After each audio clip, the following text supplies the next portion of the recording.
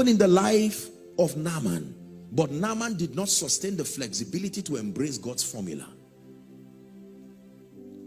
Go and wash in Jordan 7 times. The insult there was that Elisha did not even come out. Elisha said, I'm busy discussing matters of territories. Isn't it amazing that what looks like a mountain to you, there is a grace that can trivialize it? Mountains are relative. That what looks like a mountain to you, there is a grace that says it's done, and you would think it's a joke.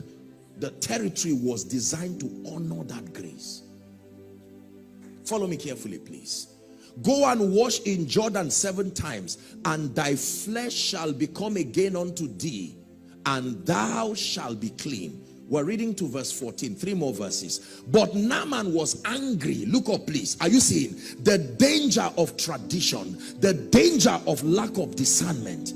This man's life is about to change. He did not even know the history of the one speaking to him. Elisha did not become a prophet by destiny. It was hunger that made him so. He was not supposed to be a prophet. He was a farmer. There's no prophecy that Elisha should be a prophet.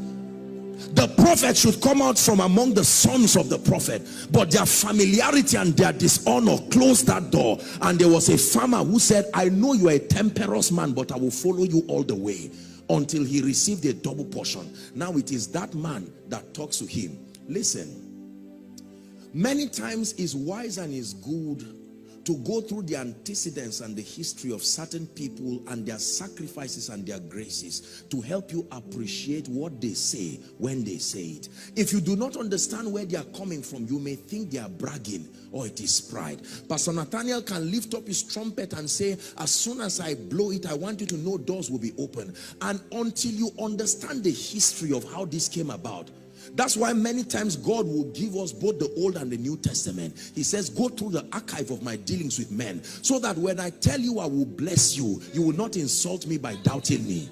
I changed nations in one day. Your life is too small. So he gives you an archive.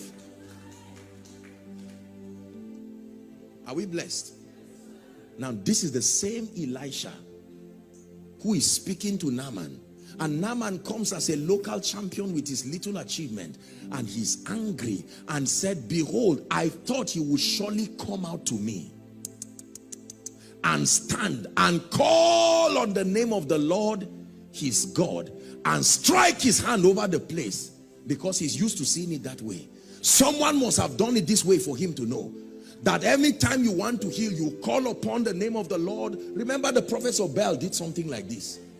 So he was used to seeing these kinds of manifestation. I don't know what God you serve, but the last time I saw a prophet praying, I saw the energy and I saw him beating down and calling Baal. I thought that's what you will do. And now you just said I should go and wash. Are not Abana and Pharpar, rivers of Damascus, better than all the waters of Israel? May I not wash in them? You see, when you are about to embrace new things, you don't come at your terms. You must be flexible to receive. You don't edit the instructions that you are given. If God says empty your account and you give half, I'm not saying you should do so, please. You know, we live in days now where somebody can crop this and write nonsense. So I'm not saying you should empty your account. It's just an example, but it can happen, believe me. I've taught you that one of the ways that God helps you conquer your fear is to make you pass through it. It's not always to take it away from you. May I not wash in them and be clean? So he turned and went away in a rage. He went away to where? To yesterday.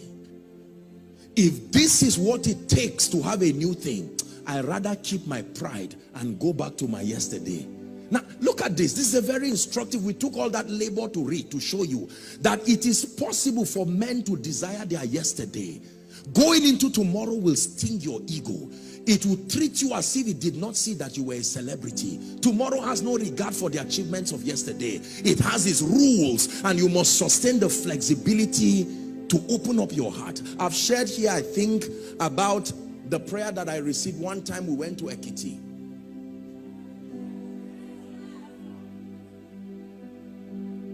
After preaching as a man of God, we meet this old man who does not speak English, and we say, sir, you are very old. I desire to receive the grace for long life.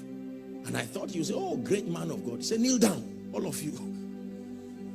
You can choose to be Apostle Joshua Selman and go back and scrounge your way as far as getting that result is concerned. Or you can humble yourself. Master, we are hungry. He says, sit down in groups. If you can't sit down, you won't eat bread. If it's that bread and that fish you desire to eat, the first rule is sit down. Are we together? He went back in his rage. May this never happen to anyone. The Holy Spirit can tell you after service, please, request for an opportunity to have Pastor Nat just touch your head if he has the time. And you may say, what? I mean, we are colleagues. What is the meaning of this? I thought we just ate yesterday. While we were eating, our hands were touching one another. Is that impartation? Didn't they sleep on the same bed with Jesus? The mysteries of lifting.